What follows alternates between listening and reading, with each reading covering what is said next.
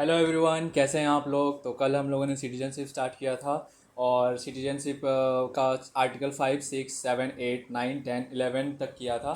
और आर्टिकल 11 में कहा गया था कि पार्लियामेंट इसके लिए कोई भी कानून बना सकती है, जिस अकॉर्डिंग हम लोगों ने देखा कि एक 1955 में एक कानून बनाया गया था, क्योंकि नए नए इवॉल्व्स हो रहे थे प्रॉब्लम्स। तो इसके चलते हम लोगों को अपना कॉन्स्टिट्यूशन को अडेप्ट भी तो करना था, इसीलिए हम लोगों ने क्या किया, वैसे अकॉर्डिंग हम लोगों ने लॉ बना दिया। तो उसमें हम लोगों ने पढ़ा था बाय बर्थ, बाय डिसेंट, पैदा होने से कैसे, अगर इंडिया में पैदा होगा तो हम लोग उसको क्या करेंगे, और बाय डिसेंट वंशज होगा। ये वंशज वाला इसीलिए आया था कि कोई कोई होता था कि बाहर पैदा होता था, भले ही इंडिया में रहता था, बड़े आदमी होते तो बाहर पैदा होता था, उन लोग को अगर इंडिया में अपना बच्चा को ये सिटीजनशिप दिलाना होगा तो उन लोग कैसे दिला सकता है। तो वो हम लोगों ने देखा था। आज हम लोग देखेंगे रजिस्ट्रेशन। रजिस्ट्रेशन में सबसे इंपॉर्टेंट रोल आता है पीआईओ का। पीआईओ का मतलब क्या है? Person of Indian origin. Person of Indian origin. अभी मैं इसको सबसे सबसे लास्ट नहीं, इसके बस इस रजिस्ट्रेशन को कंप्लीट करने का लास्ट में बताऊंगा। तो अभी बस इतना जान के रहिए कि ओरिजिन जो हुआ है उस इंसान का, वो वहाँ से हुआ है, वो इंडिया से हुआ है। वो कहाँ से हुआ है? इंडिया से हुआ है, बस इतना जान के रखिए। हालांकि देखो, मैं आपको समझा भी रहा हूँ।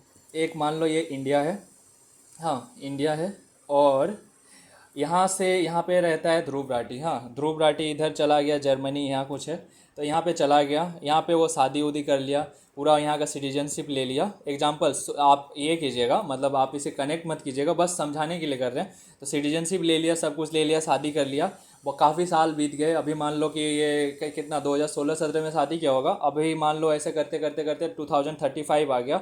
इसके बाद इसका इसका अभी बच्चा भी हो गया है, सब कुछ हो गया है, उसको भी वहाँ का सिटीजनशिप मिल गया है। मान लो उस बच्चे को यहाँ का सिटीजनशिप चाहिए, या फिर उस उन लोगों को, वो जो ये है ध्रुव राठी है और उसकी बीवी है, उसको यहाँ का सिटीजनशिप चाहिए, तो क्या उसे उसी टाइम मिल जाएगा, या कब मिलेगा, या कितना लेट होगा, वो सब चीज़ हम लोग देखने वाले हैं। मतलब है कहाँ, जो ध्रुव राठी है वो तो इंडिया का ही है, इंडिया का ही था, पहले इंडिया में ही रहता था, लेकिन वो बाद में चला गया वहाँ पे शादी उदी किया, यहाँ का सिटीजनशिप ले लिया। तो अगर वो इंडिया अब दोबारा आएगा, मान लो बुढ़ा हो गया उस टाइम पे, बुढ़ा होने के बाद वो दोबारा आएगा, तो उसे दोबारा सिटीजनशिप कैसे मिलेगा, वो सब चीज़ आज हम लोग देखने वाले हैं। तो सिंपल सा है कि उसको कुछ भी करना नहीं होगा, उसको बस 7 साल इंडिया में रहना होगा, तब जाके उसको मिलेगा। सेम उसकी बीवी को भी, और सेम उसके बच्चे को भी।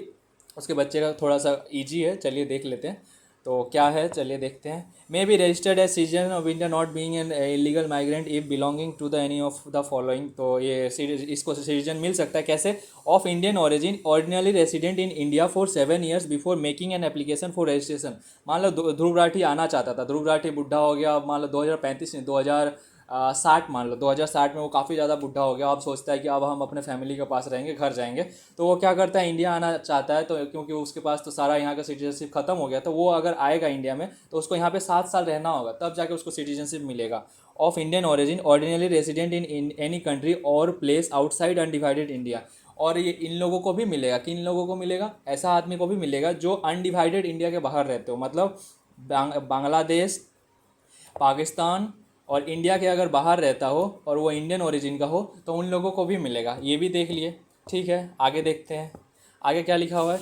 Married to a citizen of India and ordinary resident in India for 7 years। ये क्या बोल रहा है? ध्रुव राठी की जो बीवी है, ध्रुव राठी की जो बीवी है, उसकी वाइफ, वो भी तो आएगी ना। अब ध्रुव राठी आएगा तो उसकी वाइफ भी आएगी, तो उसकी वाइफ को भी सिटीजनशिप मिल जाएगा। जैसे कि निक जोन्स जो है, निक जोनस या निक जोनस कुछ नाम है, प्रियंका चोपड़ा के पति हैं, तो ये भी अगर चाहेंगे तो यहाँ पे अपना सेंटर ये सिटीजनशिप ले सकते हैं। बस क्या करना होगा, उसको 7 साल रहना होगा। तो वैसे ही जो क्या होगा, यहाँ पे भी जो ध्रुव राठी है, ध्रुव राठी की बीवी को भी 7 साल रहना होगा, तो कोई दिक्कत नहीं है, वो ध्रुव राठी के साथ आराम से 7 साल बिता लेगा यहाँ पे।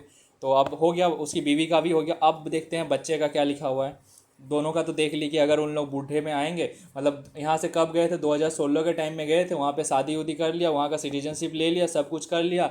अब मान लो कितना टाइम हो रहा है, 2060 हो रहा है, 60 में ये बूढ़ा हो गया, यहाँ का बोलता है कि अब हम इंडिया में रहेंगे। इंडिया में आएगा तो इंडिया में सिटीजनशिप कैसे मिलेगा? 7 साल यहाँ पे उसको बिताना पड़ेगा, तब जाके मिलेगा। उसको भी और उसकी बीवी को भी 7 साल बिताना पड़ेगा, तब जाके मिलेगा। है तो उन लोग और इंडियन ओरिजिन इंडिया में ही पहले था।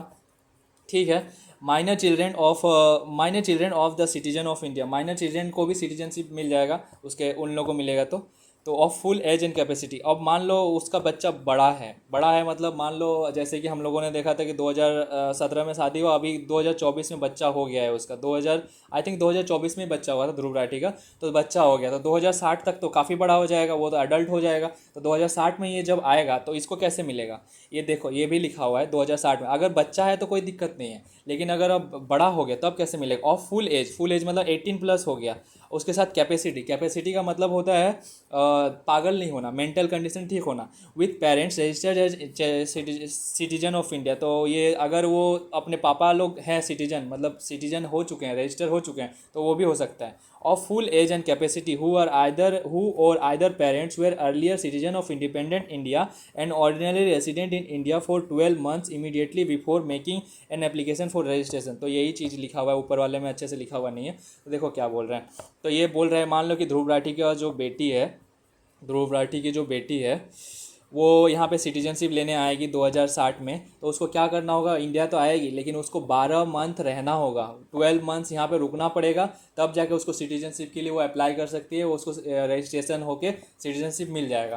क्यों मिलेगा, क्योंकि उसके पापा इंडियन ओरिजिन के हैं, PIO हैं, तो इसलिए मिल गया। समझ में आया, नहीं समझ में आया, देखो फिर से बता रहे क्या था, एकदम सिंपल सा था। ध्रुव राठी था यहाँ पे, मान लो ये इंडिया, मैंने बहुत गंदा बनाया सॉरी। तो इंडिया से इन लोग गया, इन लोग 2017 में गया था, इंडिया के ही थे, इंडियन ओरिजिन तो है इन लोग, लेकिन अब टाइम हो गया 2060 हो गया, बुढ़े हो गए, तो अब इंडिया में आना चाहेंगे इन लोग कि अब अपना घर अपना गाँव में रहेंगे। सबका अपना अपना ये नहीं होता है कि अब बहुत ज़्यादा टाउन देख लिया अब घर जाएंगे, तो ये लोग घर जाएगा। अब तो इन लोगों के पास तो सिटीजनशिप नहीं है, क्योंकि इन लोग तो काफ़ी सालों से बाहर थे, तो आएगा तो 7 years तक रहेगा। इससे ध्रुव राठी को भी रहना पड़ेगा, उसकी बीवी को भी, स्पाउस वाइफ को भी रहना होगा, और उसके बच्चे को क्या, उसके बच्चे को जस्ट इन लोग जब हो जाएगा सिटीजनशिप मिल जाएगा तो उसको बस 12 मंथ्स का लगेगा, 12 मंथ्स हो जाएगा। और अगर वो बच्चा माइनर है मतलब 18+ नहीं हुआ है तो उसको भी उसी टाइम मिल जाएगा। तो बस यही था। अब आगे देखते हैं, आगे क्या लिखा हुआ है। Of full age and capacity registered as an overseas citizen of India card holder for 5 years। अब देखो ये क्या है, ध्रुव राठी थोड़ा चालाक था। ध्रुव राठी ने क्या करके रखा था, हम बता रहे हैं। इतना चालाक था, उसको पता था कि हमको फ्यूचर में जाना पड़ेगा, उसको पता था। मान लो कि 2017 है, हाँ 2017 में तो ये यहाँ पे आया, हाँ, लेकिन ये 2060 में घर वापस जाएगा, इसको पता है। तो ये क्या कर देता है, 2055 में ये खोल देता है क्या, 2055 में ही ये OCI कार्ड बना लेता है। OCI कार्ड एक कार्ड होता है जिसके बारे में हम लोग आगे पढ़ेंगे, वो एक टाइप का सिटीजनशिप ही है, हालांकि उतना पावरफुल नहीं है। तो उसको पता था कि हम लोग 5 साल बाद निकलेंगे, तो ये क्या कर लेता है 2055 में OCI कार्ड बना लेता है सबका, इसका भी, अपने बेटे का भी और अपना बीवी का भी बना लेता है। और जैसे 5 साल होता है वहाँ चला जाता है और उसको बस वहाँ पर 12 मंथ रुकना पड़ता है और उसके बाद उसको सिटीजनशिप मिल जाता है। मतलब क्या, देखो अच्छे से हम बताएं, फिर भी अब फिर से हम समझा रहे हैं, पढ़ के समझा रहे हैं, आप समझो क्या लिखा हुआ है देखो।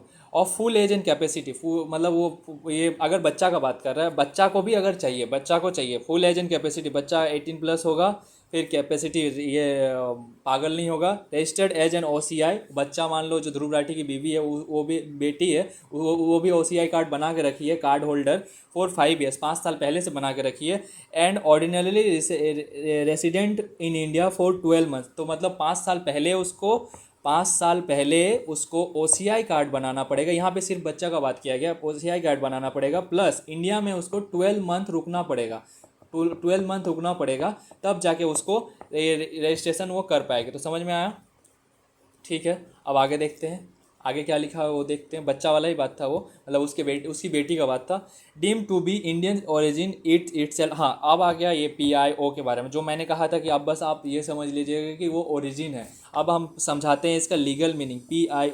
PIO मतलब पर्सन ऑफ इंडियन ओरिजिन। अब इसका मतलब क्या है, देखो ये इसमें बहुत सारे बच्चे कंफ्यूज हो जाते हैं, तो आप थोड़ा ध्यान से सुनिएगा, देखिए एकदम ध्यान से सुनिएगा, आपको समझ आ जाएगा। इसको ना 2 मीनिंग है, 2 मीनिंग नहीं है, दो लाइन है, 2 पॉइंट है। एक, सबसे पहले तो आपको एक डेट याद रखना होगा, 15 अगस्त 1947। ये क्यों किया गया, क्योंकि इस दिन पार्टीशन हुआ था। पार्टीशन के पहले अनडिवाइडेड इंडिया, अनडिवाइडेड इंडिया में मान लो कोई पैदा हुआ है, अनडिवाइडेड इंडिया, मान लो ध्रुव राठी ये 1947 से पहले पैदा हुआ होता, हालांकि वो पॉसिबल नहीं है, तो आप समझ लीजिए ध्रुव राठी के जो परदादा हैं वो अनडिवाइडेड इंडिया में पैदा हुए हैं, तो वो भी कह सकता है कि हम यहाँ पे रजिस्टर कर सकते हैं। मान लीजिए कि वो ध्रुव राठी गया था और बोले कि हम यहाँ पे रजिस्टर करना चाहेंगे क्योंकि मेरे परदादा लोग यहीं के थे, हालांकि वो भी यहीं का था, तो वो तो आराम से हो जाएगा। ऐसा कोई आदमी रहता जो वहीं जन्म लेता तो वो भी कर सकता था।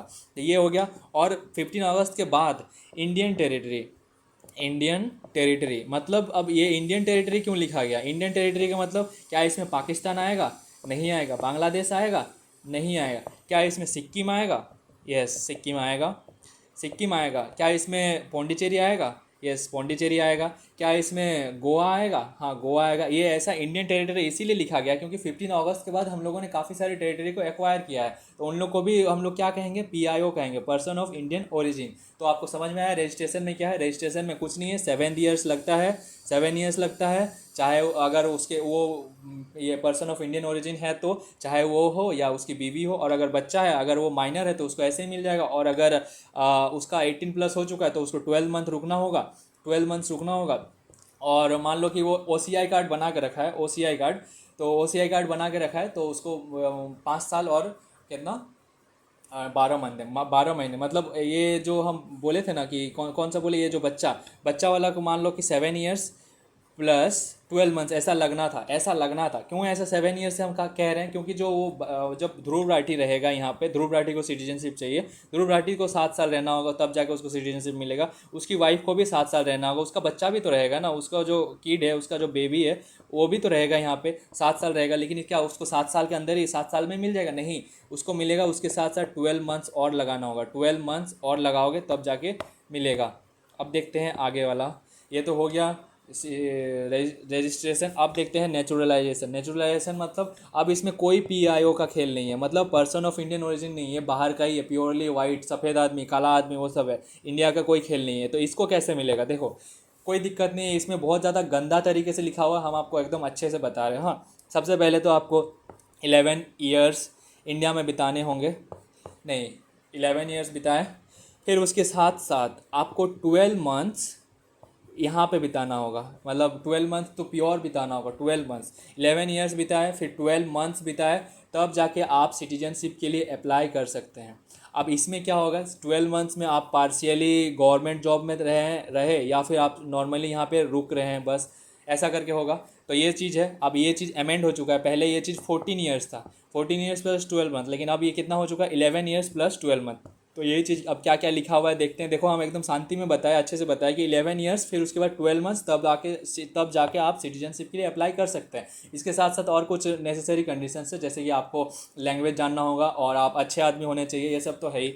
तो देखिए क्या क्या लिखा हुआ है कि एक सर्टिफिकेट मिलेगा। कैसे मिलेगा? इनलीगल इमिग्रेंट तो होना ही नहीं चाहिए, नॉट ए सिटीजन और subject of any country prohibits. देखो, नेचुरलाइजेशन तो सबसे पहले ये तो यही बात कर दिया कि ऐसा कंट्री से आप बिल्कुल नहीं आने चाहिए जिसको इंडिया बैन करके रखा है कि आप अगर इस कंट्री से आएंगे तो हम उन लोगों को सिटीजनशिप नहीं देंगे। जैसे बोलेगा अगर आप तुम पाकिस्तान से आओगे तो हम सिटीजनशिप नहीं देंगे, ऐसा करके बोल देगा कि मतलब उन लोग पहले ही बता देगा कि अगर आप इस कंट्री से हैं तो आप हम लोग का सिटीजनशिप नहीं ले सकते, नेचुरलाइजेशन से भी नहीं ले सकते हैं। ठीक है। If a citizen of another country must undertake to renounce, तो अगर आपको इंडिया का सिटीजनशिप चाहिए तो आपको वहाँ का सिटीजनशिप जहाँ आप पहले थे, जैसे आप मान लीजिए कनाडा में थे, जैसे कनाडा में थे, कनाडा से आप इंडिया आ रहे हैं तो आपको कनाडा का सिटीजनशिप पहले हटाना होगा, तब जाके आप यहाँ का सिटीजनशिप ले सकते हैं। ठीक है, आगे देखते हैं आगे क्या लिखा हुआ है। In must have resided in India or serve the government of India, या ये बोल रहा है कि ये तो इंडिया में रहना होगा या फिर गवर्नमेंट ऑफ इंडिया में जॉब करना होगा, और partially both for continuous period of 12 months. तो 12 मंथ्स जो मैंने कहा था, 12 मंथ्स में क्या होगा? या तो आपको यहाँ पे 12 मंथ्स रुकना होगा या फिर आप गवर्नमेंट जॉब में रहिए ये इंडिया का 12 मंथ, और या फिर पार्सली ये 6 महीने ही है, 6 महीने ही है, ऐसा भी रह सकते हैं। इसके साथ साथ क्या है? During the 14 years immediately preceding that period must have resided in India or serve government of India total of not less than 11 years. ये क्या बोल रहे हैं? देखो, दिमाग खराब हो जाएगा तुम लोग का। ये बोल रहा है 14 ईयर्स रुकना होगा, मतलब 14 ईयर्स आपको रुकना होगा, जिसमें से 11 ईयर्स तो आपको कंफर्म है, आपको यहाँ पे ही रुकना होगा। मतलब बीच बीच में होता नहीं है कि हम लोग नानी घर जाते हैं ऐसा करके आप बाहर देश जा रहे हैं, ऐसा आप नहीं कर सकते। आपको आप कर सकते हैं बट आपको मैक्सिमम 11 ईयर्स मतलब 11 × 365 डेज आपको इंडिया में रुकना होगा, ये चीज़ कहा जा रहा है इसमें। ठीक, आगे कोई दिक्कत नहीं है, इतना कहा गया। अब ये चीज़ ख़त्म हो चुका है। अब जो ये 14 ईयर्स था, 14 ईयर्स कितना हो गया, 11 ईयर्स हो गया है। इसमें ये लिखा हुआ है कि नहीं पता नहीं, ठीक है। और क्या लिखा हुआ है, for Hindus, Sikhs, Buddhist, Jains, Parsis, Christians from Afghanistan, Bangladesh or Pakistan, this 11 year requirement is reduce to 5 years by citizenship amendment act 2019। हाँ, तो ये क्या बोल रहा है कि जो सिख है, हिंदू है, सिख है, बुद्धिस्ट है, जैन है, पारसी है, क्रिश्चियन है, कहाँ कहाँ के, जो अफ़गानिस्तान से होंगे, बांग्लादेश से होंगे और पाकिस्तान से जो ये कम्युनिटी होंगे, उन लोग को 11 ईयर्स नहीं रुकना पड़ेगा। 11 ईयर्स नहीं रुकना पड़ेगा। जो हम लोग बोल रहे थे कि नेचुरलाइजेशन में आपको 11 ईयर्स प्लस 12 मंथ ऐसा रुकना होगा, तो इसमें 11 ईयर्स नहीं रुकना होगा। इन लोग कितना रुकना होगा, बस 5 ईयर्स रुकना होगा। 5 ईयर्स ये काट के कितना, 5 ईयर्स। और बाकी सारे जो कंट्रीज है उन लोग के लिए कितना था, उन लोग के लिए था 11 ईयर्स। तो ये चीज़ समझ में आ गया होगा। ठीक है, ये एक्सेप्शन है। ये कब कब एक्सेप्शन आया, ये आया है कॉन्स्टिट्यूशनल अमेंडमेंट एक्ट 2019 में आया है।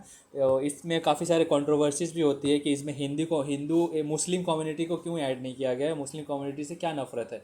तो इसका जवाब यही मिलता है कि मुस्लिम कम्युनिटी से वहाँ पे कोई भी प्रोसिक्यूट नहीं किया जाता है। मतलब कोई भी वहाँ पे टॉर्चर नहीं करता है मुस्लिम लोगों से। हिंदू लोगों से ही होता है या फिर क्रिश्चियन, सिख, वहीं लोग उन्हीं लोगों से होता है उन सब देश में, क्योंकि वो सब मुस्लिम कंट्रीज ही है। तो उन लोगों को ज़रूरत नहीं है इस सब चीज़ का।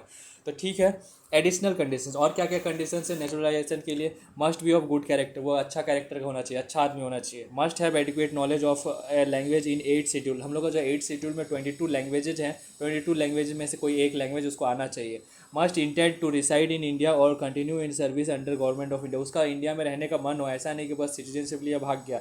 N international organisation with Indian membership or an Indian society complete body. ठीक है, मतलब कोई एक इसमें भी जॉब में रह सकता है। ठीक है, मे हैव सम और all the above conditions waived out. ये जितना भी कंडीशन देखे, ये नेचुरलाइजेशन का कितना सारा कंडीशन देखे कि आपको 11 ईयर्स प्लस 12 मंथ्स ऐसा रुकना होगा, फिर आप सिटीजनशिप के लिए अप्लाई कर सकते हैं। ये सारा कुछ आपको कुछ भी नहीं करना होगा अगर आपके पास टैलेंट है। अगर आपके पास कुछ टैलेंट है तो आपको ये सब चीज़ करना नहीं होगा। गवर्नमेंट आपको ऐसे ही ऐड कर देगी। कैसे वेव ऑफ हो जाएगा, कैसे, in case of district service. Science में अगर कुछ आप अच्छे हैं कि मतलब ऐसा टैलेंट है जो किसी और में नहीं है। फिलोसॉफी में अगर आपको काफ़ी ज़्यादा अच्छे हैं, आर्ट में अगर अच्छे हैं, आर्ट में वो सिंगिंग भी आ जाता है, सब कुछ आ जाता है। लिटरेचर में अगर आप बहुत अच्छे हैं, वर्ल्ड पीस में अगर आप अच्छे हैं, ह्यूमन प्रोग्रेस में अगर आप, ये सब सब्जेक्ट में अगर आप बहुत ज़्यादा अच्छे हैं, ये सब एरिया में अगर आप बहुत ज़्यादा ही अच्छे हैं, पूरा एकदम नाम बना के रखे हैं पूरा वर्ल्ड में, तो गवर्नमेंट आपको बुलाएगी कि आइए आप हमारे यहाँ रह जाइए। अगर आप एक बार बोल देंगे कि हमको इंडिया में रहना है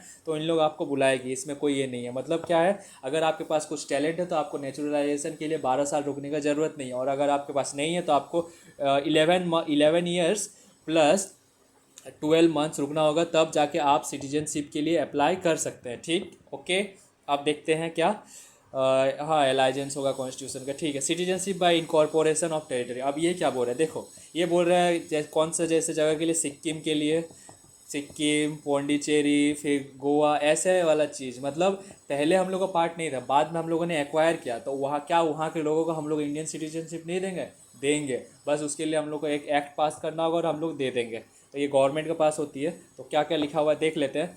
When and for any foreign country से territory becomes a part of India, persons in that territory may be declared citizen by government of notification। तो persons वहाँ के जो होंगे उन लोगों को क्या किया जाएगा, ये सिटीजनशिप मिल जाएगा। Declared citizens become citizen of India from the notified date. और उन लोग को कोई एक्ट पास करना पड़ेगा, जैसे कि जो पौंडीचेरी है, पौंडीचेरी के लिए एक एक्ट पास किया था 1962 में। और उसके बाद क्या हुआ था, वो एक फिक्स डेट दे दिया था। उस डेट के बाद उन लोग ये हो गए थे, क्या हो गए थे, सिटीजनशिप इन लोग को मिल चुका था। उस दिन से उन लोग इंडिया का सिटीजन थे। तो ठीक है, आप देखते हैं special provision Assam accord. Assam accord है क्या, देखो आसाम अकॉर्ड जानने से पहले थोड़ा सा हम लोग को बंगाल के बारे में, बांग्लादेश के बारे में जानना होगा। बांग्लादेश में क्या हो रहा था ना, बहुत ज़्यादा मारकाट होता था।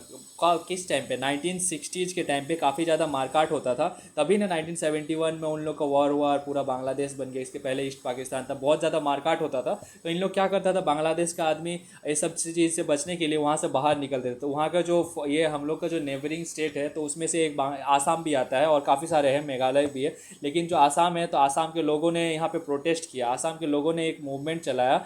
उन लोग का एक यूनियन बना, एक ग्रुप बना, एक आसाम यूनियन बोल के कुछ था, स्टूडेंट यूनियन। तो वो क्या किया कि वो पूरा मूवमेंट किया। ऐसे भी मैंने आपको बताया था नॉर्थ ईस्ट में काफ़ी ज़्यादा मूवमेंट होते हैं, काफ़ी ज़्यादा इंसर्जेंसी ग्रुप है। तो ऐसे ही करके इन लोग तो एक ऐसा अच्छा मूवमेंट चला रहे थे, मतलब कि लीगली चला रहे थे। तो उन लोगों ने बोला कि हम लोग को ये सब चीज़ से ख़त्म करो, इन लोग आ रहा है, इन लोग का हम लोग को बहुत दिक्कत हो रहा है। तो अब दिक्कत क्या हो रहा है, देखो उन लोग जब आएगा आसाम में मान लो वो आया यहाँ से, ये बांग्लादेश है, हाँ बांग्लादेश से जब ये यहाँ आ रहा है, यहाँ अपना दुकान खोलेगा, यहाँ हो सकता है यहाँ पे लेबर बन जाएगा, कुछ भी काम करेगा। तो क्या होगा, इन लोगों को दिक्कत होगा कि नहीं। इन लोग को मान लो लेबर का काम कर रहा है, तो हो सकता है कि लेबर का वैल्यू, लेबर का जो ये है इनकम है, वो कम में काम कर दे, बोले कि हाँ फिर भी हमको काम दो, फिर कम में कर देगा, फिर इन लोगों को दिक्कत होगा। दुकान खोल दिया, मान लो सामने ही कोई आपके सामने दुकान खोल दिया, तो क्या आपका सामान जो उतना बिकेगा जितना पहले बिकता था, नहीं बिकेगा। तो ये सब क्या है, ये सब चीज़ दिक्कत हो रहा। तो इसीलिए आसाम वाले लोगों ने बहुत ज़्यादा आवाज़ उठाया, आसाम वाले लोगों ने मूवमेंट किया। तो इसीलिए क्या हुआ, एक आसाम एकॉर्ड साइन हुआ इन लोगों के बीच, आसाम यूनियन के बीच, आसाम स्टूडेंट यूनियन और राजीव गांधी के बीच, कि बोला कि नहीं आप इन लोग को भगाइए। तो बोला देखो हम लोग भगाएंगे कैसे, इन लोग तो इतना ये करके आया है, इन लोग इतना मारकाट से बच के आया है, हम लोग भगा नहीं सकते। ऐसा हम लोग का दरिया दिली, तो मतलब ऐसा हम लोग ख़राब इंसान नहीं है। तो क्या करते हैं, तो ये बोला कि जो 1966 से पहले अगर कोई आया होगा तो उन लोग को हम लोग सिटीजनशिप दे देंगे, 1966 से पहले। ये पहला पॉइंट। दूसरा पॉइंट बोला कि 1966 से 1971 के बीच अगर कोई आया होगा तो उसको हम लोग 10 ईयर्स दे देंगे। 10 ईयर्स तक उन लोग जो चाहे वैसे काम कर सकता है, मतलब रह सकता है। उसके बाद उन लोग को वहाँ से हटा देंगे, एक्सपायरी कर देंगे, हटा देंगे, उन लोग को भेज देंगे। ये चीज़ बताया गया। ठीक है, क्या लिखा हुआ है देख लेते हैं। All person of Indian origin who entered Assam before January 1। अब यहाँ पे all person of Indian origin का कुछ वैल्यू नहीं है, क्योंकि बांग्लादेश जो अनडिवाइडेड इंडिया, वो पर्सन ऑफ इंडियन ओरिजिन होगा ही होगा।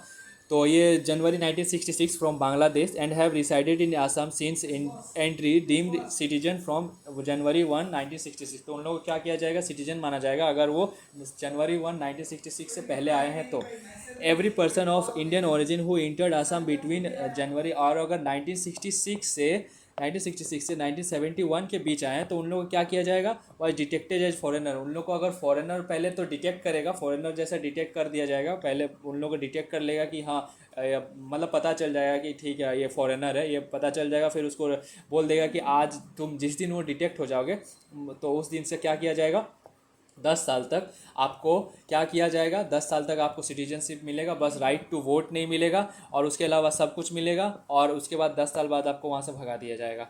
ये चीज़ कहा जाता है। Detected as foreigner must register, फिर रजिस्टर करना होगा। Such registered individuals deemed citizen of India after 10 years from the date of detection as foreigner in the intervening 10 years entitled to all rights except voting। Voting के अलावा सब कुछ मिल जाएगा।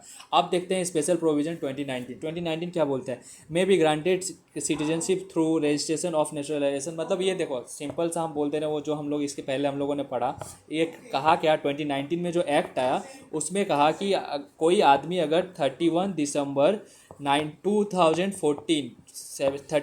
2014 में से पहले आया होगा, कौन आदमी हो सकता है, पहले तो बता देते कंट्री, बांग्लादेश, अफ़गानिस्तान और पाकिस्तान से। कौन सा कम्युनिटी, ये हिंदू, सिख, जैन, पारसी, कोई भी आएगा, क्रिश्चियन, ये कोई भी आएगा एक्सेप्ट मुस्लिम नहीं आएगा। तो इन लोग से अगर कोई आदमी 31 दिसंबर 2014 के पहले इंडिया में आया है, इलीगल इमिग्रेंट, इलीगल माइग्रेट करके रह रहा है, इलीगल माइग्रेशन करके रह रहा है, मान लो ऐसे करके रह रहा है, मतलब चोरी छुप के रह रहा है। तो कब, डेट कब है, 31 दिसंबर 2014। और ये कब हम लोग बोल रहे हैं, 2019 में बोल रहे हैं कि इससे पहले अगर कोई आया होगा तो उन लोग को हम लोग सिटीजनशिप दे देंगे। कैसे मिल जाएगा, उन लोग को नेचुरलाइजेशन से मिल जाएगा। 5 ईयर यहाँ रहना होगा प्लस 12 मंथ ऐसा रुकेगा, उसके बाद उन लोग को मिल जाएगा। अब क्या क्या लिखा हुआ वो देख लेते हैं।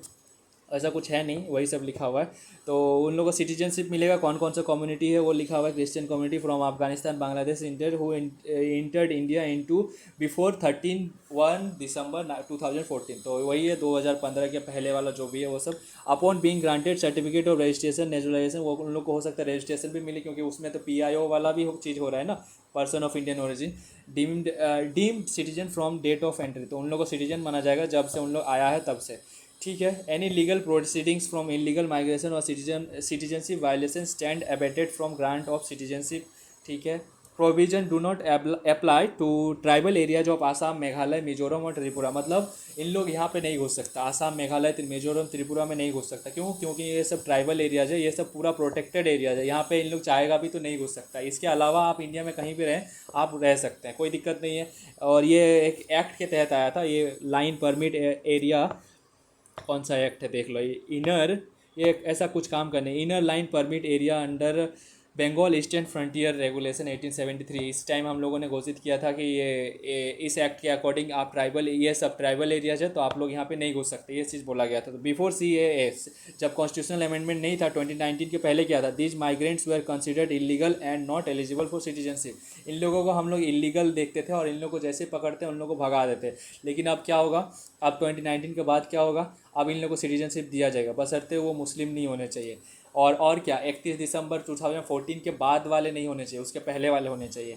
इन 2015 exemption granted from passport entry into legal act and foreigner act. तो 2015 में इसे थोड़ा चेंज किया गया था। ऐसे 2019 का हम लोग तो देख लिया, लेकिन उससे पहले भी थोड़ा सा और हल्का कर दिया गया था। 2019 में कहा था कि अगर आपके पास, मतलब क्या गया, मतलब कहा गया था कि अगर आपके पास पासपोर्ट नहीं है तो भी आप यहाँ पे रह सकते हैं। मतलब वीज़ा आपका लेट तक हो गया है, जितना डेट दिया हुआ है उससे ज़्यादा हो गया है तो भी आप रह सकते हैं। मतलब उन लोगों को क्या एग्जेप्शन दिया था कि एक एक्ट था, passport entry into India act 1920। इस एक्ट के अकॉर्डिंग उन लोग इलीगल इमिग्रेंट्स हो जाते थे। इलीगल इमिग्रेंट्स का मतलब क्या, अगर मान लो कि वीज़ा में जितना दिन का दिया हुआ है डेट, उससे ज़्यादा दिन रुक रहा है, पासपोर्ट उसका गलत है, पासपोर्ट उसका मतलब थोड़ा, हाँ मतलब एक टाइप से बोल सकते हैं इलीगल है, तो उससे भी आप कर सकते हैं। तो वो चीज़ क्या होता था, उन लोग को हटाने का बात होता था उस एक्ट के अकॉर्डिंग। लेकिन अब क्या बोला गया, आप लोग रह सकते हैं। 2015 में इतना कर दिया गया।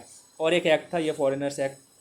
ठीक है। इन 2016 granted eligibility for long term visa, तो वही 2016 में ये कर दिया कि आप लॉन्ग टर्म वीज़ा में रह सकते हैं, मतलब वीज़ा के तहत आप लंबे दिनों तक रह सकते हैं। लेकिन 2019 में क्या गया, इन लोग को एलिजिबल बना दिया कि आप लोग को इंडियन सिटीजनशिप मिल जाएगा। कब से? 10 जनवरी 2020 से आपको इंडियन सिटीजनशिप मिल जाएगा। अब ठीक है, हम लोग कितना कितना चीज़ देखे, देखो सिटीजनशिप का बाय बर्थ देखे, बाय बर्थ, फिर बाय डिसेंट देखे, फिर बाय रजिस्ट्रेशन देखे, 7 साल इसका ये है बाय रजिस्ट्रेशन।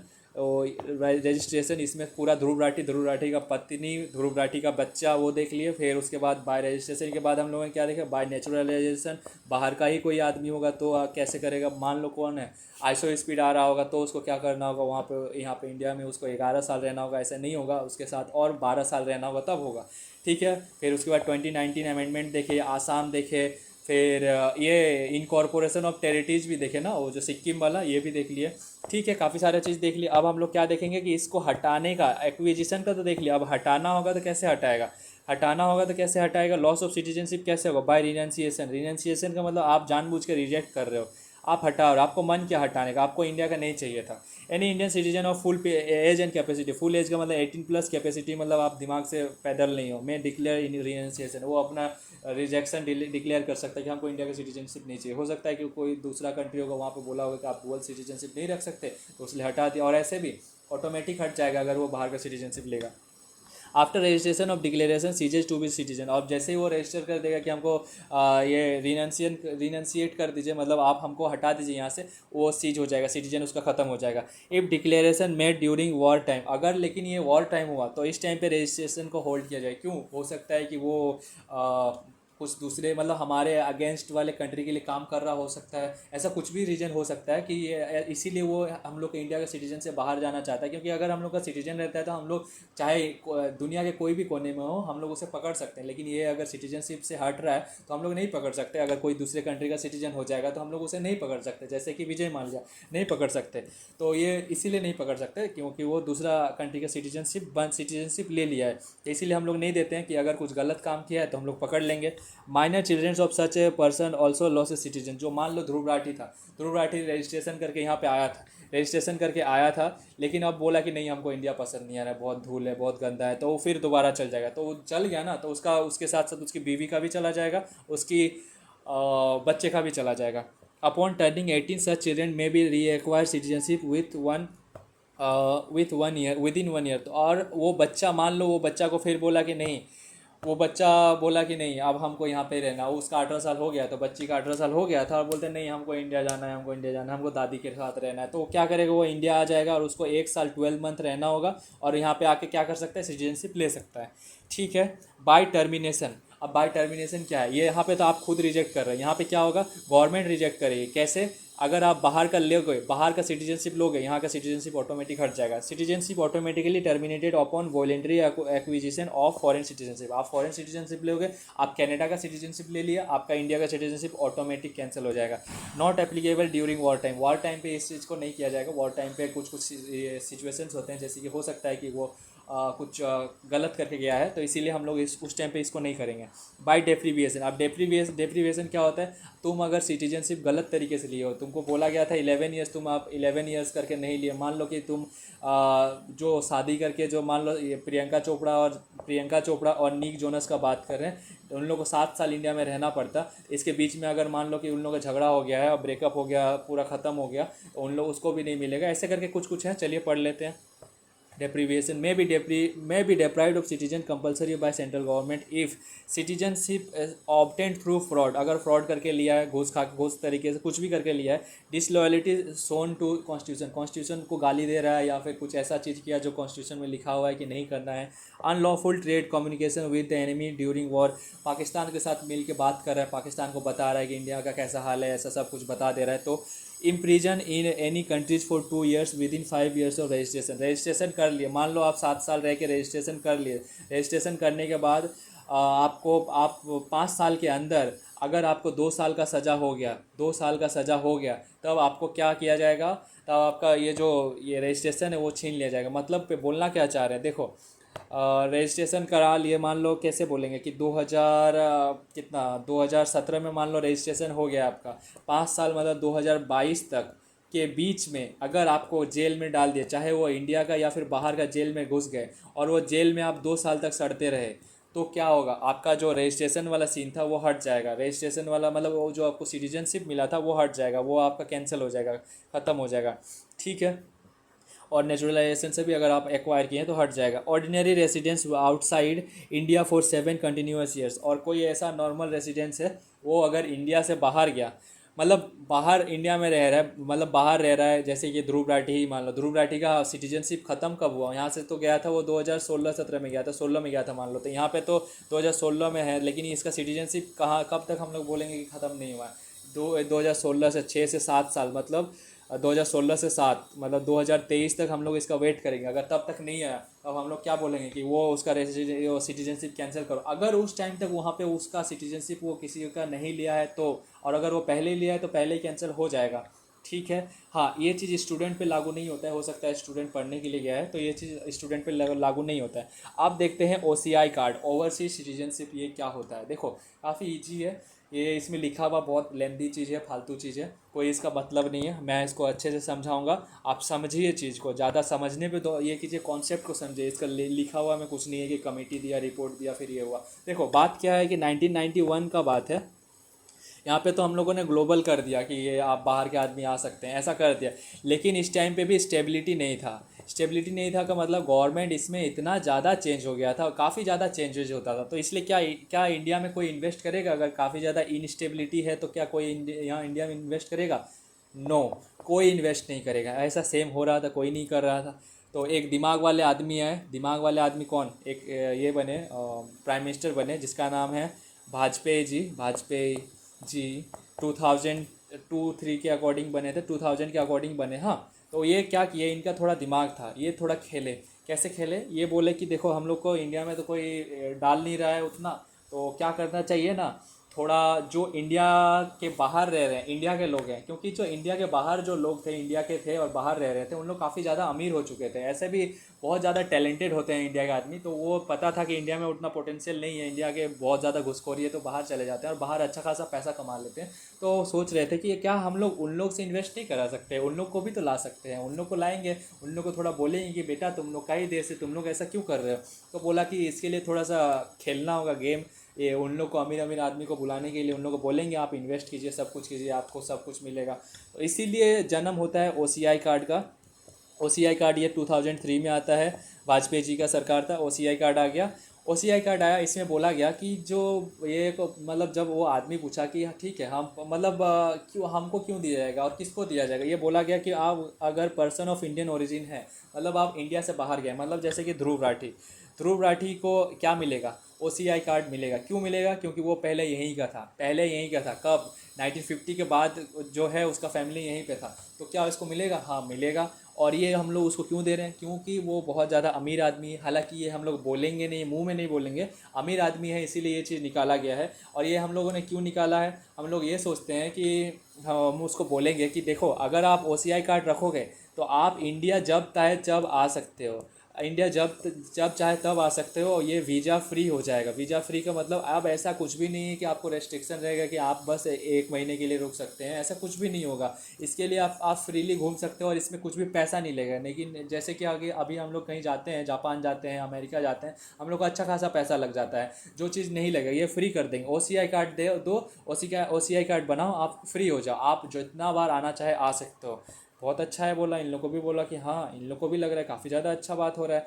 तो अब ये जब आएगा, ये काफ़ी ज़्यादा अमीर आदमी है, पूरा पेट में पैसा लेके आ रहा है, लेके आएगा क्या, इसका पेट में पूरा पैसा है, तो इंडिया आएगा तो क्या ये खर्चा नहीं करेगा, काफ़ी ज़्यादा खर्चा करेगा। खर्चा करेगा तो क्या होगा, इंडिया का जीडीपी बढ़ेगा। इंडिया को फिर उन लोग, उसके बाद इन लोग बोला भी था वो ये कि आप इंडिया में आके इन्वेस्ट कर सकते हो। वो आएगा तो यहाँ पे घर और बनाएगा, रहेगा, कार उड़ लेगा, सब कुछ करेगा, तो जीडीपी बढ़ेगा। तो इसलिए ये ओसीआई कार्ड बनाया गया। देखा कि हाँ ये चीज़ तो अच्छा है, ये सब चीज़ अमीर अमीर आदमियों के लिए ही बनाया गया था। तो ये 2003 में भाजपा सरकार ने बनाया था, 2003 में।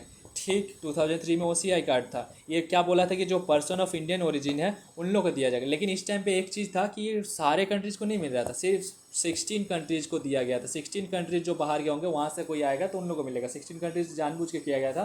जो जो अमीर अमीर कंट्रीज़ थे, बड़े बड़े कंट्रीज़ जैसे कि यूएसए, लंदन, मतलब इंग्लैंड, ये सब जितने भी बड़े बड़े कंट्रीज़ हैं उन लोग को दिया गया था। फिर उसके बाद आता है एक दूसरा सरकार, कौन सा, डॉक्टर मनमोहन सिंह। ये भी काफ़ी ज़्यादा तेज़ दिमाग वाले थे। ये क्या किए, ओसीआई कार्ड का ये को बढ़ा दिया। ओसीआई कार्ड को बढ़ा दिया मतलब क्या किया, अब कर दिया ये कार्ड, हाँ मतलब नाम चेंज कर दिया। इस टाइम पे पीआईओ बोलते थे और अब ओसीआई बोलने लगे। इसमें क्या कर दिया गया, कंट्रीज जो था, अब जितने भी कंट्रीज, ऑल कंट्रीज कर दिया। ऑल कंट्रीज मतलब जितने भी कंट्रीज होंगे सब जगह से तुम लोग आ सकते हो, मतलब कहाँ कहीं भी रहते हो आपको ओसीआई कार्ड मिल जाएगा। कहीं भी तुम रहते हो बेटा, ध्रुव राठी, तुम चाहे जर्मनी, क्या तुम अगर तुम केनिया में भी रहते हो, केनिया में भी रहते हो, नाइजेरिया में भी रहते हो, तो भी आप ओसीआई कार्ड ले सकते हो। ओसीआई कार्ड लो, आराम से रहो। ओसीआई कार्ड होता क्या है, देखो, ओसीआई कार्ड एक टाइप का कार्ड है जो जिसमें कि मतलब कुछ कुछ प्रिविलेज मिलता है। जैसे कि मैंने कहा कि वीज़ा फ्री है। हालांकि इसमें वोट देने का अधिकार नहीं होता है। इसमें ना तो आप मेंबर बन सकते हैं, मतलब लोकसभा के, ना ही आप प्रेसिडेंट बन सकते हैं। बस ये ओसीआई कार्ड का कुछ कुछ वैल्यू है, मतलब आपको फ्री वीज़ा मिल गया, ये सब चीज़ हो गया। और बाद में ये 2015 में जब मोदी सरकार आता है तो ये जो देखा कि एक वाजपेयी सरकार ने बना कर रखा है PIO card, PIO OCI card, फिर ये एक ओसीआई कार्ड बना कर रखा है, ये सब बहुत ज़्यादा घिच घिच घिच घिच करके रखा था। एनआरआई था एक, ये सब चीज़ हटाओ, बोला एक सिंपल ओसीआई कार्ड बनाओ, वो सब चीज़ हटाओ, ओसीआई कार्ड पर रहेगा और बाकी सब कुछ हटेगा। तो ये सब, ये इसके बाद ये मतलब दोनों को मर्ज कर दिया। अब देखते हैं अच्छे से क्या क्या होता है।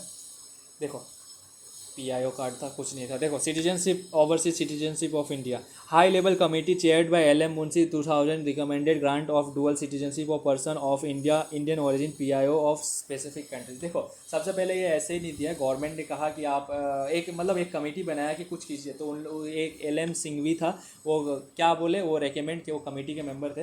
तो उसने क्या रेकमेंड किया, बोला, वो चेयरमैन था ना, उसने रेकमेंड किया कि आप ओसीआई कार्ड बनाओ, ओसीआई कार्ड बनाओ। तो ये रिपोर्ट सबमिट किया 2002 में। 2002 में बोला कि आप एक ओसीआई कार्ड बनाओ। तो क्या बोलता है, सिटीजनशिप अमेंडमेंट एक्ट है 2003 में, enabled grant to OCI to PIOs OCI card बना, किसको मिलेगा? PIOs को, मतलब पर्सन ऑफ इंडियन ओरिजिन, जो इंडिया से बिलोंग करते थे, तो वही लोग ना आएंगे। बाहर के लोग क्यों आएंगे? बाहर के लोग क्यों आएंगे? OCI मतलब PIO वाला क्यों आएंगे? उन लोग को बोला जाएगा कि जो तुम्हारे दादाजी यहीं रहते थे, तुम्हारे पापा यहीं रहते थे, तुम्हारे नाना यहीं रहते थे, तुम्हारे नाना का घर है यहाँ पे, तुम्हारे नाना का मंदिर है यहाँ पे तुम्हारे भगवान रहते हैं, श्री कृष्णा जी यहीं पे रहते हैं तुम्हारे भगवान, और तुम इनको छोड़ के जा रहे हो। तो ऐसे इसीलिए ये कि इन लोग को दिया गया था, PIO लोग को दिया गया था, मतलब पर्सन ऑफ इंडियन ओरिजिन लोग को दिया जाता है। तो ये स्टार्टिंग में कितना कंट्रीज था? 16 कंट्रीज था, एक्सक्लूडिंग पाकिस्तान एंड बांग्लादेश। पाकिस्तान और बांग्लादेश को नहीं मिला था। सिटीजनशिप अमेंडमेंट एक्ट 2005 में फिर इसे एक्सपेंड किया गया।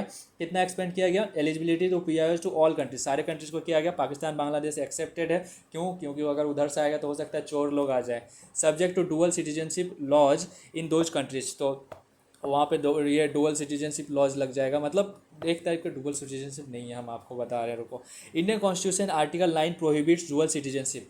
ये बोल रहा है कि इंडिया आर्टिकल 9 क्या बोलता है कि आपका अगर आप बाहर अगर आप सिटीजनशिप लेंगे तो इंडिया का सिटीजनशिप हट जाएगा। तो ICO is not a actual dual citizenship.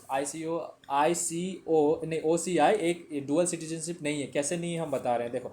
To resolve confusion between PIO and OCI, जो ये PIO कार्ड फिर OCI कार्ड ये सब चीज़ था, इस सब चीज़ को हटाने के लिए क्या बोला गया? सिटीजनशिप अमेंडमेंट एक्ट 2015 में क्या बोला गया? Merge into A unified overseas citizen of India card holder scheme effective of 9 जनवरी 2015। मतलब ये PIO विथ OCI या फिर सेकेंड में OCI, ये सब चीज़ हटा बोल रहा है, एक सिंपल OCI कार्ड रहेगा। कोई ये सब इतना लेने बेसिकली देखा जाए तो कुछ नहीं किया है, वही चीज़ है।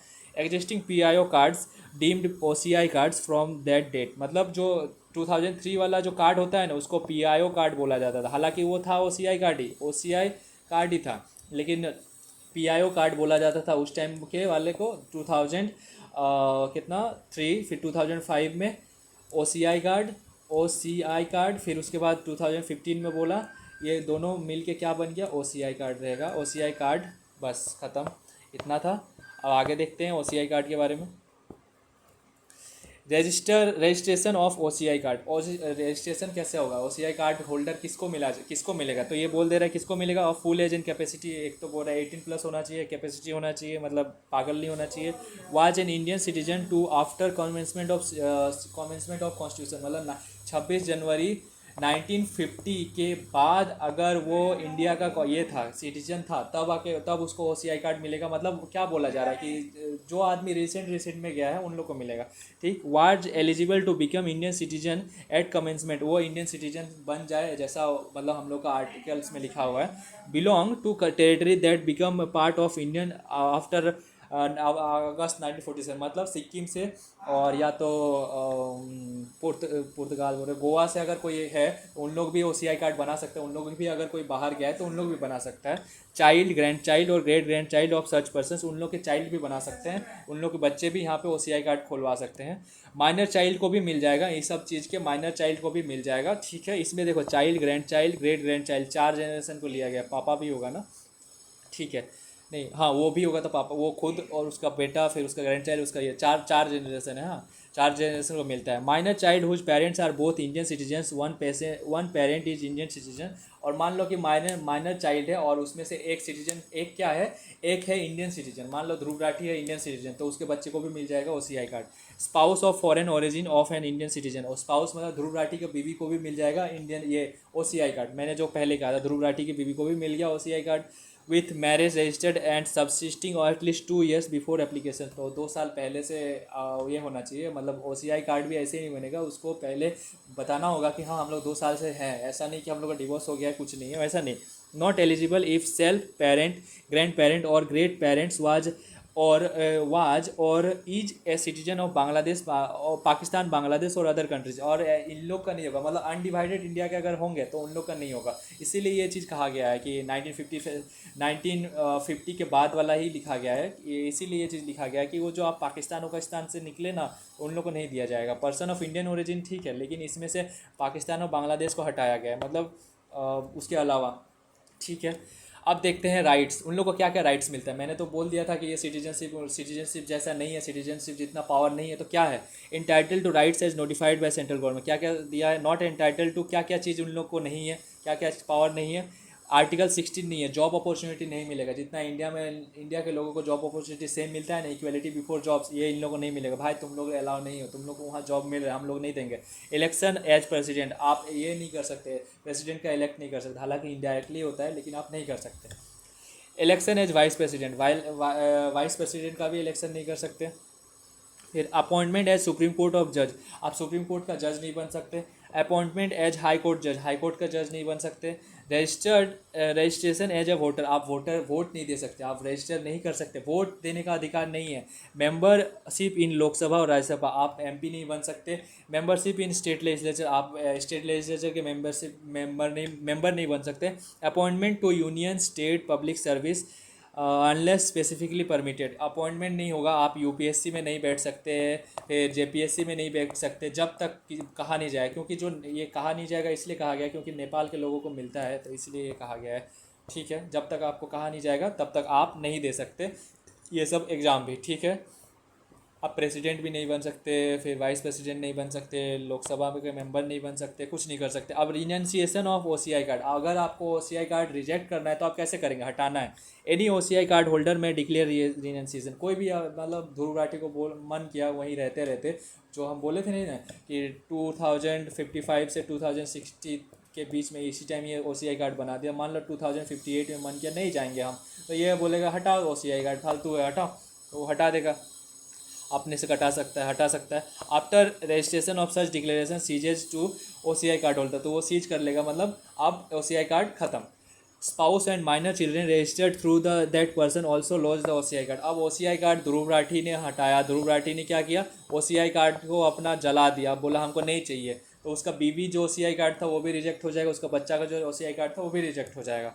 ठीक है, कैंसिलेशन ऑफ ओसीआई कार्ड, अब कैंसिलेशन कैसे होगा, कैंसिलेशन मतलब ये क्या बोल रहा है कि आप ओसीआई कार्ड के लिए अप्लाई करेंगे लेकिन वो कैंसिल हो जाएगा, कैसे, मैं भी cancel by government, central government के द्वारा कैंसिल किया जाएगा। कैसे, अगर आप फ्रॉड करके ऑब्टेन किए हैं, तब फॉल्स इन्फॉर्मेशन दिए या कंसीलमेंट दिए, मतलब गलत गलत इन्फॉर्मेशन दिए हैं, तो आपका ये कैंसिल हो जाएगा। सो डिसअफेक्शन टू कॉन्स्टिट्यूशन, आप कॉन्स्टिट्यूशन के प्रति कुछ गलत दिखाने की कोशिश की, मतलब कुछ ऐसे रूल्स को माने नहीं जो कॉन्स्टिट्यूशन में लिखा हुआ है, आप पब्लिक पीस को आप भंग कर रहे हैं, तोड़ने की कोशिश कर रहे हैं, तब आपको क्या किया जाएगा, यहाँ से आपको ओसीआई कार्ड से हटा दिया जाएगा। ट्रेड्स और communicates unlawfully with enemy during war, आप ओसीआई कार्ड लिए और पाकिस्तान के साथ मिलकर आप इंडिया का मतलब ये कर रहे हैं, मतलब इंडिया का बदनामी कर रहे हैं, आप पाकिस्तान का हेल्प कर रहे हैं कि हाँ हेलो हेलो यहाँ पे बॉम्ब रखा हुआ है तो आप वहाँ पे मत जाइएगा, ऐसा करके बोल रहे हैं, तो क्या होगा, तब भी आपको ओसीआई कार्ड खत्म। Sentence to imprison for 2+ years within 5 years of registration, आप 5 साल का रजिस्ट्रेशन हो गया है ओसीआई कार्ड का, सेम ये चीज़ नेचुरलाइजेशन जैसे ही है, 5 साल का आप ओसीआई कार्ड बन चुका है, लेकिन नहीं 5 साल का बना नहीं है, 5 साल के अंदर अंदर आपको अगर 2 ईयर्स का सज़ा हो गया है, तब क्या होगा, आपको ओसीआई कार्ड खत्म। Violets any provision of citizenship act, अगर जो सिटीजनशिप एक्ट है उसमें से आप किसी चीज़ को वायलेट कर रहे हैं तब, और अदर स्पेसिफाइड लॉ, कुछ भी लीगल लॉ को आप वायलेट करेंगे तो वही है, मतलब आप पीस को भंग करने का, पब्लिक को मार पीट रहे हैं तब। Grounds of sovereignty, security, foreign relation और पब्लिक इंटरेस्ट, ये सब चीज़ को भी आप भंग कर रहे हैं, तो आप सॉवरेनिटी को भंग कर रहे हैं, या फिर सिक्योरिटी फॉरेन, मान लीजिए आप ऐसा बोल दिए कि इंडिया एक आज़ाद देश नहीं है, ऐसा कुछ बोल दे रहे हैं, मतलब सॉवरेनिटी पे बात उठा रहे हैं, सिक्योरिटी पे बात उठा रहे हैं, कुछ ऐसा ये लीक कर देते हैं जो आपको लीक नहीं करना चाहिए। फॉरेन रिलेशन, आप ट्रम्प को गाली दे देते हैं, तो ऐसा चीज़ करेंगे। पब्लिक इंटरेस्ट वाली चीज़ें जो है, मान लो कोई पुल है उसमें आप बॉम्ब फुटा दिए, तो क्या होगा, आपको ये कर दिया जाएगा, ओसीआई कार्ड से हटा दिया जाएगा। Marriage on basis of which OCI card was granted, आपका मैरिज अगर फेक है, मान लो कि जो ध्रुव राठी की जो वाइफ थी उसको जो ओसीआई कार्ड मिला था, और ये जो हम लोग को बाद में पता चलता है कि इन लोगों के बीच में कुछ रिलेशन ही नहीं है, तलाक था, कुछ भी नहीं था, तो ये बस इंडिया आने के चलते ये ओसीआई ये इसके साथ दोस्ती रखी थी, तो ये अगर पता चला कि मैरिज नकली है तो इसका ये क्या हो जाएगा, ओसीआई कार्ड भी ख़त्म हो जाएगा। Has been dissolve legally, dissolve हो जाएगा मतलब ख़त्म। Remain subsisting but person has remarried, मतलब पर्सन हैज़ रीमेरिड, वो अगर दूसरा शादी करेगा तब भी नहीं होगा, नहीं मिलेगा। But before cancellation person is given A reasonable opportunity two of being here, तो कैंसिलेशन होने से पहले एक पूरा अच्छे से, ऐसा नहीं कि बस रिजेक्ट कर दिया ख़त्म, ऐसा नहीं है, पूरा अकाउंटेबिलिटी रहता है, पूरा आपको अपॉर्चुनिटी मिलेगा बताने का कि हाँ कि हम लोग जो कैंसिल कर रहे हैं आपका OCI कार्ड, तो हम कैंसिल क्यों नहीं करें, आप ये हमको बताइए, फिर हम कैंसिल नहीं करेंगे। तो यही सब चीज़ है, बाकी सब तो कुछ है नहीं इसमें, इजी इजी था। एक एक पॉइंट आता है NRI वाला, वो मैं आपको बता दे रहा हूँ। NRI किसको बोलते हैं? देखो, NRI का मतलब होता है नॉन रेसिडेंशियल इंडियन। मतलब ये कोई आदमी इंडियन हो, कोई इंडियन आदमी, कोई इंडियन 6 मंथ से ज़्यादा बाहर रह रहा है, मान लो कनाडा में रह रहा है, बाहर कोई भी हो सकता है, कनाडा में रह रहा है, काम करता है, तो वो क्या हो जाएगा? NRI कहेंगे। NRI क्यों कहेंगे? इन लोग को क्या करना, इन लोग क्या कर, NRI ही क्यों कह रहे हैं? क्योंकि ये इंडिया में अभी भी पैसा भेज रहा है, इंडिया की GDP को ग्रोथ करने में अभी भी हेल्प कर रहा है। और ये फिर भी, और हम लोग, और क्या रीज़न है NRI कहने का? ये वहाँ का सिटीजनशिप नहीं लिया है, ये 6 महीना से ज़्यादा है, लेकिन ऐसा नहीं है कि वो चला गया। 6 महीना से कम होगा तो क्या होगा? वो वीज़ा लेके जा सकता है, वीज़ा वीज़ा लेके जा सकता है। वही है, मतलब सेम नॉर्मल है। वीज़ा क्या है? एक टाइप का एक मतलब कार्ड है, जिससे कि मतलब वो रेंट है, रेंट। आप किसी भी कंट्री में जाइए, आपको वो रेंट भरना होगा, वो रेंट उन लोग का स्पेसिफिक होता है। उसमें बोला जाएगा कि अगर आपको अगर यहाँ जापान में रहना है, अमेरिका में रहना है, तो आपको महीने का इतना देना होगा। वीज़ा में लिखा रहेगा कि इतना महीने का रेंट दिया हुआ है, आप इसे ले जा सकते हैं। तो वही चीज़ है, और कुछ है नहीं, ख़त्म हो गया। और कुछ भी प्रॉब्लम होता हो मुझे ज़रूर बताइएगा। थोड़ा लेंदी था, लेकिन कुछ था नहीं। OCI कार्ड के बारे में मैंने बता दिया, अच्छे से बता दिया क्या है वो, क्यों दिया गया था, इकोनॉमिक पर्पज़ के लिए ही दिया गया था। बट कॉन्स्टिट्यूशन में उसे लिखा नहीं जा सकता था, इसीलिए दिया गया था। एक क्वेश्चन है मेरे को, रुको, कल हम पूछने वाले थे लेकिन हम भूल गए। आर्टिकल, रुको, आर्टिकल 2 नहीं, आर्टिकल 2 लिख रहे हैं, सॉरी आर्टिकल 5B। हाँ, आर्टिकल 5B और आर्टिकल 8 में क्या डिफरेंस है? आर्टिकल 5B और आर्टिकल 8 में क्या डिफरेंस है? दोनों में बोलता है कि 5B में भी बात करता है कि आपके माता पिता अगर आपके माता पिता इंडियन बॉर्न हैं, मतलब इंडिया में पैदा हुए हैं, और ये भी कहता है कि अगर आपके माता पिता इंडियन बॉर्न हैं या फिर इंडियन है, तो इसमें डिफरेंस क्या है? आप मुझे ये ज़रूर बताइएगा। कि ये बोलता है ना कि आर्टिकल 5B में बोलता है, अगर आर्टिकल 5A में बोलता है कि अगर आप पैदा हुए हैं इंडिया में, आर्टिकल 5B में बोलता है अगर आपके माता पिता पैदा हुए हैं, और आर्टिकल 8 में भी बोलता है कि अगर आपके माता पिता इंडिया में पैदा हुए हैं तो आपको भी मिल जाएगा। तो ये कहना क्या चाहता है, इसमें डिफरेंस क्या है? आप कॉमेंट में मुझे ज़रूर बताइएगा। ठीक, डिफरेंस बताइएगा। ठीक, ओके, थैंक यू।